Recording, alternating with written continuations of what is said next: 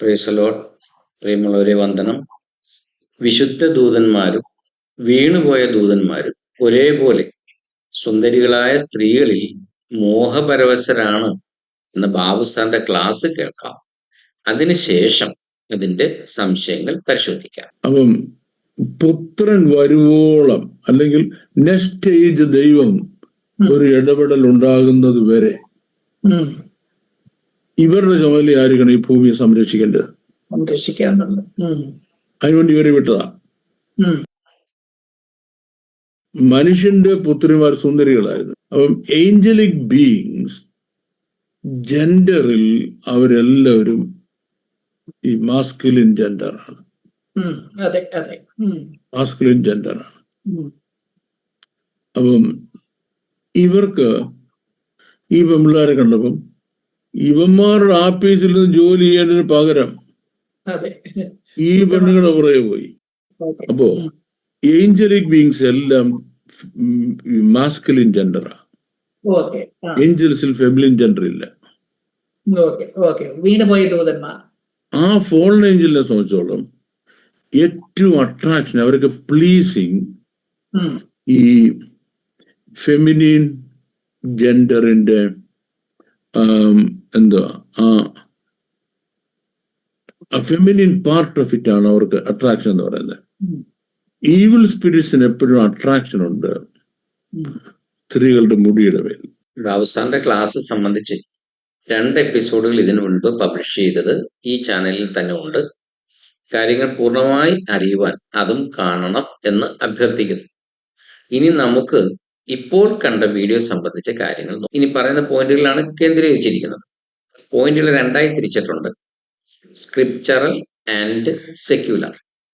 Scriptural എന്ന് പറഞ്ഞാൽ Bible പ്രകാരമുള്ള ചോദ്യങ്ങൾ. സെക്യുലർ എന്നുകൊണ്ട് ഞാൻ ഉദ്ദേശിക്കുന്നത് ആധ്യാത്മികമല്ലാത്തവ അല്ലെങ്കിൽ മതേതരമായ ചോദ്യങ്ങൾ, അഥവാ ലോജിക്കലായിട്ടുള്ള ചോദ്യങ്ങൾ. 2 ഇനത്തിലാണ്. ആദ്യം നമുക്ക് സ്ക്രിപ്ചറൽ, ബൈബിൾ പ്രകാരമുള്ള ചോദ്യങ്ങൾ എന്തെല്ലാമാണെന്ന് നോക്കാം. ഒന്ന്, പ്രിയപ്പെട്ട ബാബു സാർ പഠിപ്പിച്ചു പുത്രൻ വരുവോളം എന്നുള്ളത്. ആ ചോദ്യം, അത് സംബന്ധിച്ചുള്ള സംശയം നമുക്ക് നോക്കാം. 2ാമത്, ഭൂമിയുടെ സംരക്ഷണ ചുമതല അഥവാ ഭൂമിയുടെ ഭരണം ദൂതന്മാർക്ക് ദൈവം നൽകി എന്നുള്ള വിഷയം. 3ാമത്, ദൂതന്മാർക്ക് ഭൂമിയിൽ ഓഫീസ് ഡ്യൂട്ടി ഉണ്ടായിരുന്നു എന്നുള്ള പഠിപ്പിക്കൽ. 4ാമത്, ദൂതന്മാർ എല്ലാവരും മാസ്കുലിൻ ജെൻഡേഴ്സാണ്, എന്ന് വെച്ച് കഴിഞ്ഞാൽ പുരുഷന്മാരാണ്, അവര് സ്ത്രീകൾ ഇല്ല. വിശുദ്ധ ദൂതനും വീണദൂതനും ഒരേപോലെ സുന്ദരികളെ മോഹിക്കുന്നു. അവരുടെ സ്ത്രൈണ ഭാഗങ്ങൾ, സ്ത്രീകളുടെ ശരീരഭാഗങ്ങൾ ദൂതന്മാരുടെ സന്തോഷമാണ്. സ്ത്രീകളുടെ അഴകുള്ള മുടി ദൂതന്മാർക്ക് ആകർഷണം ഉണ്ടാക്കുന്ന കാര്യമാണ്. ഈ 4 പോയിന്റാണ് സ്ക്രിപ്ചറൽ, അതായത് ബൈബിൾ പ്രകാരമുള്ള ചോദ്യങ്ങൾ, സംശയങ്ങളായിട്ട് നമ്മൾ നോക്കാൻ പോകുന്നത്. ആദ്യത്തെ ക്ലിപ്പിൽ നമ്മൾ കണ്ടത് പുത്രൻ വരുവോളം അഥവാ നെക്സ്റ്റ് ഏജ്, ദൈവത്തിന്റെ ഇടപെടൽ ഉണ്ടാവുന്നത് വരെ ഈ ദൂതന്മാരുടെ ചുമതലയായിരുന്നു ഭൂമിയെ സംരക്ഷിക്കേണ്ടത്. അതിനു വേണ്ടിയാണ് ദൂതന്മാരെ ഭൂമിയിലേക്ക് വിട്ടത് എന്നാണ് ബാബു സാർ നമ്മളെ പഠിപ്പിച്ചത്. ഞാൻ അത് സംബന്ധിച്ചുള്ള എൻ്റെ സംശയം, ആ സംശയത്തിന് ഞാൻ പേരിട്ടിരിക്കുന്നത് തിയോളജിക്കൽ ഡൈലമ എന്നാണ് ഞാൻ ഈ ചോദ്യത്തിന് പേരിട്ടിരിക്കുന്നത്.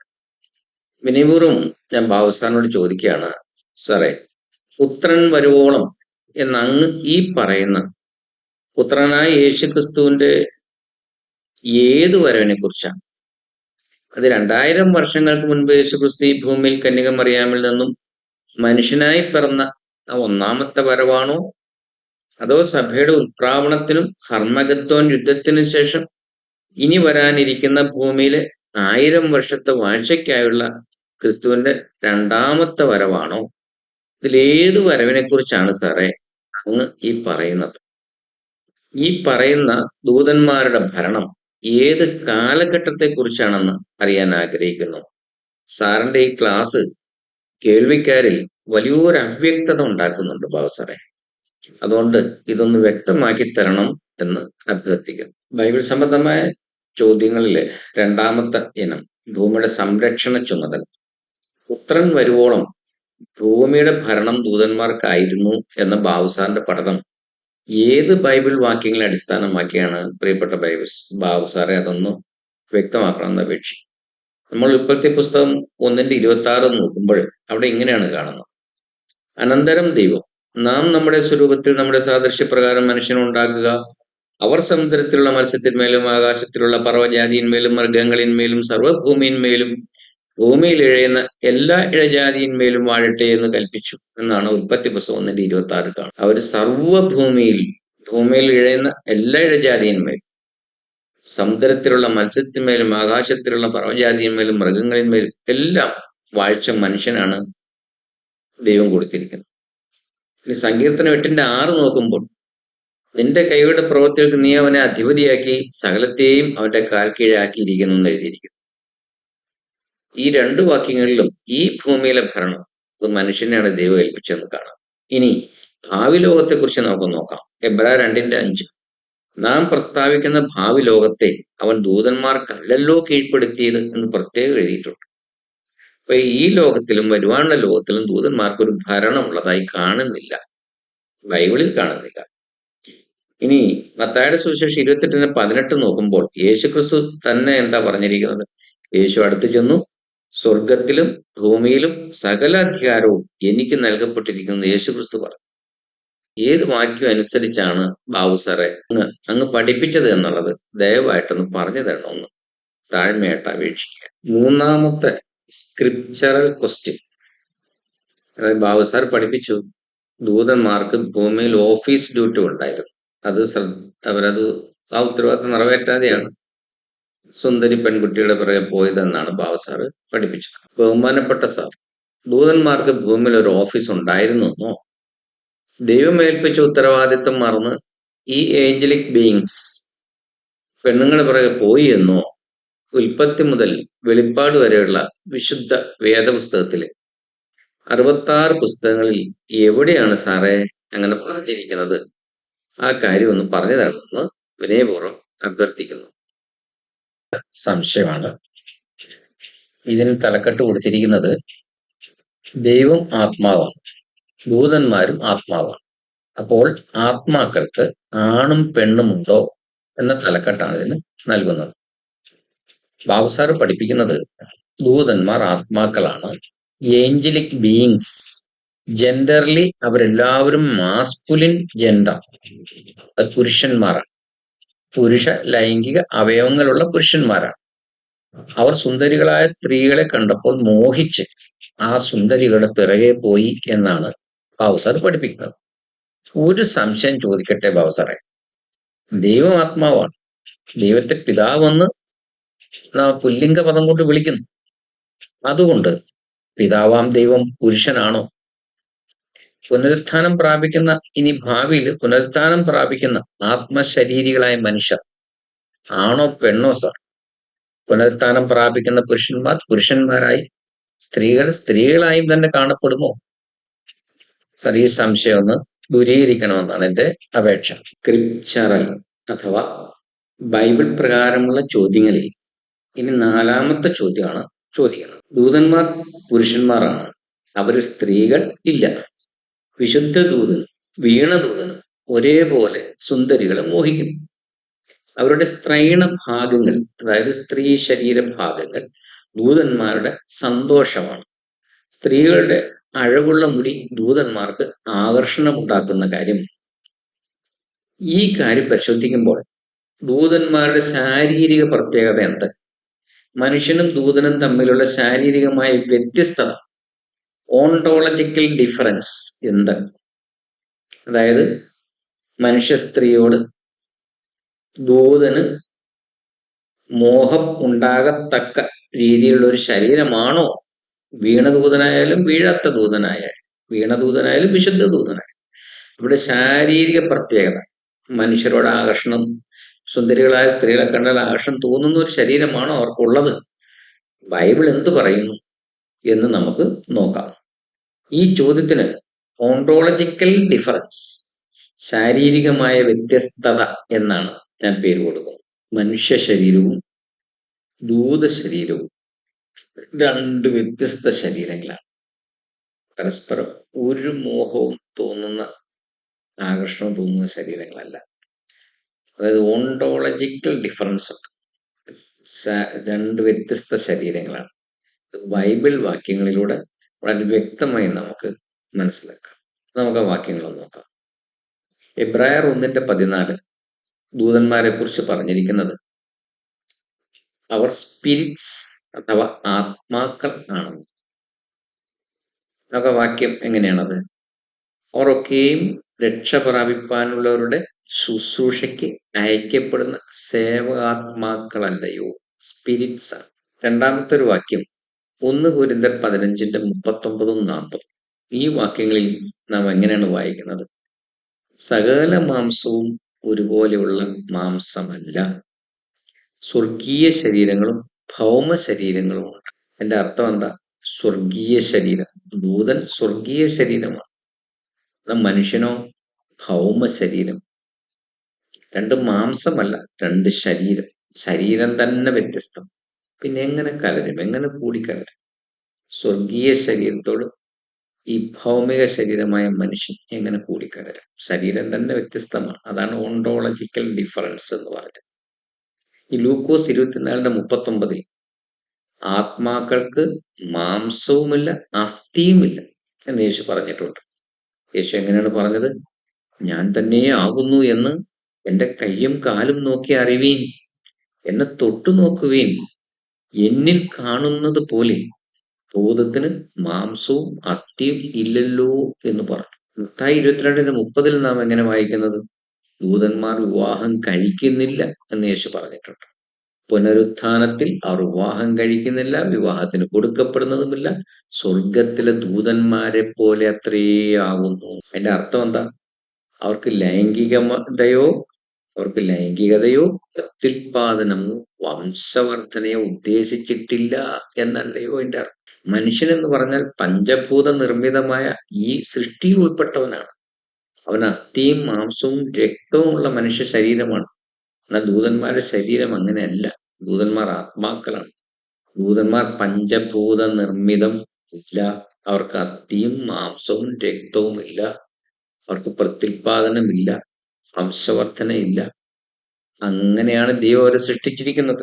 യാതൊരു സാമ്യവുമില്ലാത്ത രണ്ട് വ്യത്യസ്ത ശരീരങ്ങളാണ് മനുഷ്യ ശരീരവും ദൂതശരീരവും.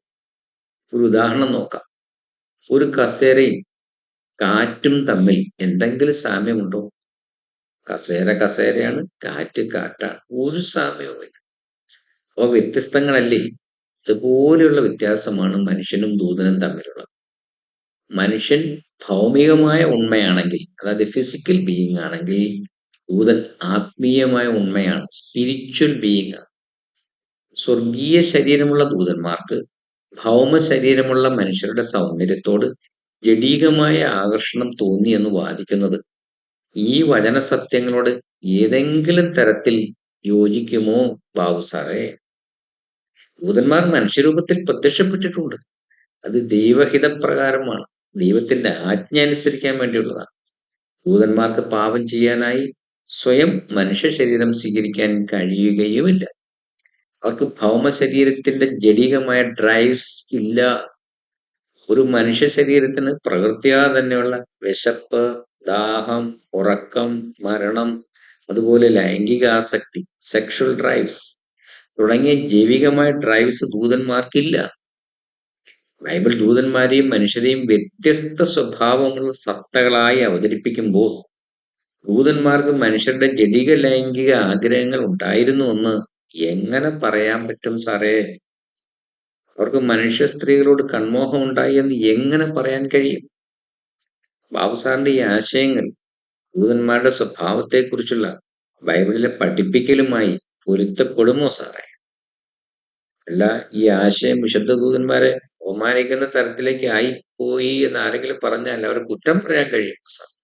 ഇനി നമുക്ക് പ്രകൃതിയിലെ നിയമം ഒന്ന് നോക്കാം. ദൈവം വച്ചിട്ടുള്ള പ്രകൃതിയിലെ നിയമം, natural law. Species do not cross sexual attraction. വ്യത്യസ്ത സൃഷ്ടിവർഗങ്ങൾ തമ്മിൽ ലൈംഗിക ആകർഷണം സാധ്യമാണോ? ദൂതന്മാർ സുന്ദരിമാരായ മനുഷ്യ സ്ത്രീകളുടെ പിന്നാലെ പോയി എന്ന ബാബുസാറിന്റെ ക്ലാസ് പ്രകൃതി നിയമങ്ങളുമായി ഒത്തുപോകുമോ എന്ന് നോക്കാം. ദൈവം സൃഷ്ടിച്ച പ്രകൃതിയിൽ ഓരോ ജീവിവർഗവും സ്പീഷീസ് അതത് വർഗത്തിൽ തന്നെ പ്രത്യുൽപാദനം നടത്തും. മനുഷ്യനും ദൂതന്മാരും രണ്ട് വ്യത്യസ്ത സ്പീഷീസ് അഥവാ രണ്ട് വ്യത്യസ്ത ജീവിവർഗങ്ങളാണ്. പ്രകൃതിയിലേക്കൊന്ന് നോക്കൂ.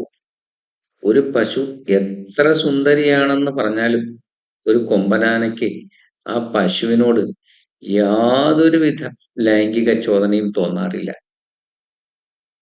ഒരു പ്രാവ് എത്ര സുന്ദരിയായിരുന്നാൽ ഒരു പരുന്ത് ഒരിക്കലും അതിനൊരു ഇണയായി കണക്കാക്കാറില്ല. മറിച്ച് അതിനൊരു ഇരയായിട്ട് മാത്രമേ കാണാറുള്ളൂ. കാരണം അവ രണ്ട് വ്യത്യസ്ത വർഗങ്ങളാണ്. പക്ഷിമൃഗാദികൾക്കുള്ള ആ സഹജവാസന അഥവാ വിവേകം സ്വർഗീയ ദൂതന്മാർക്ക് ഇല്ലാതെ പോയി എന്ന് പറയാൻ എങ്ങനെ കഴിയും ബാബുസാർ? ദൈവം സൃഷ്ടിച്ച പ്രകൃതിയുടെ അടിസ്ഥാന നിയമം പോലും അവഗണിച്ചാണോ സാറേ ഈ ക്ലാസ് എന്ന് ആരെങ്കിലും ചിന്തിച്ചാൽ അവരെ കുറ്റം പറയാൻ കഴിയുമോ സാറേ? അടുത്തതായിട്ട് നമുക്ക് സെക്യുലർ ആയിട്ടുള്ള കാര്യങ്ങൾ നോക്കാം. അതായത് ആധ്യാത്മികം അല്ലാത്തവ, അല്ലെങ്കിൽ മതേതരമായവ, അല്ലെങ്കിൽ ലോജിക്കലായിട്ടുള്ള ചോദ്യങ്ങൾ. ഒന്നാമത്തത്, എനി പ്രൂഫ് ഇൻ ഹിസ്റ്ററി ദൂതന്മാരും മനുഷ്യ സ്ത്രീകളും തമ്മിൽ ബന്ധപ്പെട്ടിരുന്നു എന്ന ഈ വാദത്തിന് മാനവ ചരിത്രത്തിലും പുരാവസ്തു ഗവേഷണങ്ങളിലും എവിടെയെങ്കിലും വിശ്വസനീയമായ തെളിവുകളുണ്ടോ? 2, why not repeating in the modern age? അന്നങ്ങനെ സംഭവിച്ചിട്ടുണ്ടെങ്കിൽ എന്തുകൊണ്ടാണ് ശാസ്ത്രവും സാങ്കേതിക വിദ്യയും ഇത്രയേറെ വളർന്ന ഈ ആധുനിക യുഗത്തിൽ ഇത്തരം സംഭവങ്ങൾ, അതായത് മാലാഖ മനുഷ്യ ബന്ധങ്ങളോ രാക്ഷസന്മാരുടെ ജനനമോ ലോകത്ത് ഒരിടത്തു പോലും ഉണ്ടാകുന്നില്ല, ഒരിടത്തും ആവർത്തിക്കുന്നില്ല? Why not repeating in the modern age? മൂന്നാമത്തത്, ഫിയർ മേക്കിംഗ് ടീച്ചിങ്, അതായത് ഭയം ഉളവാക്കുന്നൊരു ക്ലാസ്സാണത്.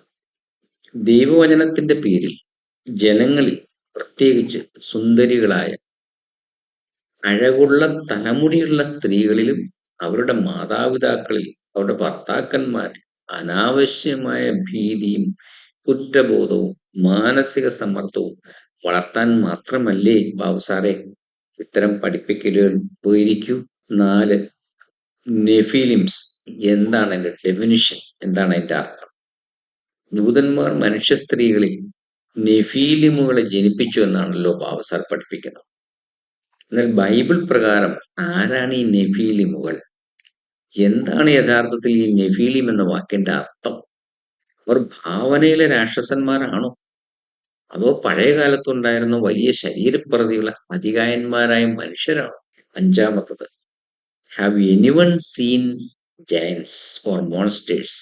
സിനിമകളിലും കഥകളിലും കാണുന്നത് പോലെയുള്ള ഭയപ്പെടുത്തുന്ന രൂപമുള്ള രാക്ഷസന്മാർ ലോകത്തിൽ ആരെങ്കിലും എപ്പോഴെങ്കിലും കണ്ടിട്ടുണ്ടോ? ഇത്രയുമാണ് സെക്യുലർ ആയിട്ടുള്ള ചോദ്യങ്ങൾ. ആ വീണുപോയ ദൂതന്മാർക്ക് മനുഷ്യ പെൺകുട്ടികളെ വിവാഹം കഴിക്കണമെന്ന് തോന്നി. ഒന്ന്, മനുഷ്യന്റെ സൗന്ദര്യം. അവർക്ക് ജനിച്ച മക്കൾ രാക്ഷസന്മാരായിരുന്നു. നെഫിലിൻസ് എന്ന പദമോ ജൈൻസ് എന്ന പദമാണ് ഉപയോഗിക്കുന്ന രാക്ഷസന്മാരായിരുന്നു. ബാബുസാർ മാത്രമല്ല, മറ്റു പലരും ഇതുപോലെയുള്ള കഥകൾ പ്രചരിപ്പിക്കുന്നു. പക്ഷെ ഒരു വ്യത്യാസമുണ്ട്. വിശുദ്ധ ദൂതന്മാരും വീണുപോയ ദൂതന്മാരും ഒരേപോലെ സുന്ദരികളായ സ്ത്രീകളിൽ മോഹപരവശരാണ് എന്ന് ബാബുസാർ പഠിപ്പിക്കുന്നു. എന്നാൽ ഈ വീഡിയോയിൽ കാണുന്നത് സുന്ദരികളുടെ പിന്നാലെ പോയത് വീണുപോയ ദൂതന്മാരാണ് എന്നാണ്. ഇതാണ് വ്യത്യാസം. മനുഷ്യന്റെ പുത്രിമാർ സുന്ദരികളായി. ഇവനിപ്പോ എന്തോ ചെയ്തിരിക്കുക, മനുഷ്യപുത്രിമാരെ പോയിട്ട് സന്തതികൾ ഉണ്ടായി, നെഫിലിംസ് ഉണ്ടായി. നെഫിലിംസ് ഉണ്ടായി കഴിയുമ്പോൾ പിന്നെ ഹ്യൂമൻ ബീയിങ്സ് ഇല്ലാതാവുക. കാരണം നെഫിലിംസ് മക്കളെ പ്രസവിക്കത്തില്ല, നെഫിലിംസ് മക്കളുണ്ടാകത്തില്ല. അപ്പൊ ഭൂമി മുഴുവൻ നെഫിലിംസ് കൊണ്ട് നിറഞ്ഞാൽ അതുങ്ങൾ വെട്ടിക്കുത്തി ചാവുന്നതോടുകൂടി ഹ്യൂമൻ റേസ് ഇല്ല, ഭൂമിയിലില്ല. പിന്നെ ഈ വീഡിയോ സംബന്ധിച്ച ചോദ്യങ്ങൾ അടുത്ത എപ്പിസോഡിൽ ഉന്നയിക്കാം. സത്യാന്വേഷണം തുടരാം. ഈ ഭാഗത്തിന്റെ ഉൾപ്പെടെയുള്ള ബാക്കി സംശയങ്ങൾ അടുത്ത വീഡിയോയിൽ തുടരുന്നതാണ്. ഈ വീഡിയോയുടെ ഉദ്ദേശം ആരെയും വ്യക്തിപരമായി വിമർശിക്കുകയോ ആക്രമിക്കുകയോ തരം താഴ്ത്തുകയോ ചെയ്യാനുള്ളതല്ല. മറിച്ച് ബൈബിൾ പഠനത്തിൽ ഉയരുന്ന ചില സംശയങ്ങളും ചോദ്യങ്ങളും മുന്നോട്ട് വെക്കുക എന്നതാണ്. ഉൽപ്പത്തി 6 ദൈവപുത്രന്മാരെ കുറിച്ചും നെഫീലീമിനെ കുറിച്ചും സംഖ്യാപുസ്തകം 13:33 നെഫീലീമിനെ കുറിച്ചുമുള്ള ഈ വിഷയത്തിൽ വിവിധ വ്യാഖ്യാനങ്ങൾ നിലവിലുണ്ട്. എന്നാൽ ഒരു വ്യാഖ്യാനം സ്വീകരിക്കുമ്പോൾ അതുമായി ബന്ധപ്പെട്ട എല്ലാ ബൈബിൾ വാക്യങ്ങളെയും ഒരുപോലെ പരിഗണിക്കുകയും അവ തമ്മിൽ എങ്ങനെ പൊരുത്തപ്പെടുന്നുവെന്ന് പരിശോധിക്കുകയും ചെയ്യേണ്ടത് ആവശ്യമാണ്. അതുകൊണ്ടാണ് ഈ ചോദ്യങ്ങൾ ഉയർത്തിയിരിക്കുന്നത്. ഈ വിഷയത്തിൽ ബാബു സാറിന് കൂടുതൽ വ്യക്തത നൽകാൻ കഴിയും എന്ന് പ്രതീക്ഷിക്കുന്നു. ഇതെല്ലാവർക്കും പ്രയോജനകരമായിരിക്കും. എല്ലാവർക്കും നന്ദി. ബഹുമാനപ്പെട്ട ബാബു സാറിനെയും ഇത് കാണുന്ന എല്ലാവരെയും ദൈവം അനുഗ്രഹിക്കട്ടെ. നന്ദി.